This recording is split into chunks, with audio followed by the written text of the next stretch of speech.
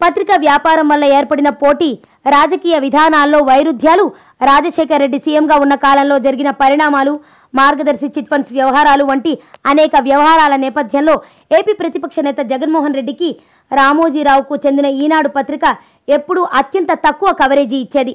ఇది తెలుగు ప్రజలందరికీ తెలిసిన సత్యం. చంద్రబాబు 5 నిమిషాలు మాట్లాడితే అర పేజీ నింపేసే ఈనాడు జగన్ ఎంత గొంతు చించుకున్నా, ఆయన సభలకు ఎంతగా జనం పోటెత్తినా కూడా ఎక్కడో సింగిల్ కాలంకు పరిమితం చేసేది. అలాంటిది కొద్ది కాలంగా ఈనాడు రూటు మార్చింది. జగన్కు తెగ ప్రయారిటీ ఇస్తోంది. గత ఏడాదిన్నర కాలంగా మారిన ఈ ధోరణి రీసెంట్గా మరింత పెరిగింది.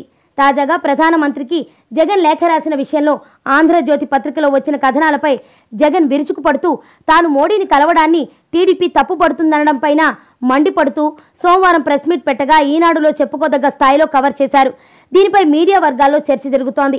ఈనాడు క్రమంగా జగన్కు ప్రాధాన్యం పెరగడం ఏమైనా రాజకీయ సమీకరణాల మార్పునకు సంకేతమా అని వినిపిస్తోంది. కొద్ది కాలంగా ఈనాడుకు చంద్రబాబు కంటే మోడీయే ఇంపార్టెంట్గా మారిన నేపథ్యంలో బీజేపీకి అనుకూలంగా మారుతున్న జగన్కు ప్రయారిటీ పెంచారని భావిస్తున్నారు. మరోవైపు ఇక్కడ వ్యాపార కోణం కూడా ఉంది. జగన్కు చెందిన సాక్షి పత్రిక ఇప్పుడు ఈనాడుకు ప్రధాన పోటీదారు కాదు. సాక్షిని దాటేసేందుకు ఆంధ్రజ్యోతి ఉరకలేస్తోంది.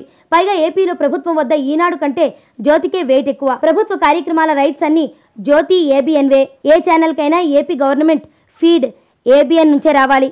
మరోవైపు సర్క్యులేషన్ పరంగా ఈనాడుతో పోటీకి జ్యోతి దూసుకొస్తోంది. ఈ కారణంగానూ వ్యాపారపరంగా, రాజకీయంగానూ జ్యోతికి వ్యతిరేకమైన జగన్తో మంచిగా ఉండాలనేది కూడా ఈనాడు అధినేతల ప్లాన్ కావచ్చని తెలుస్తోంది.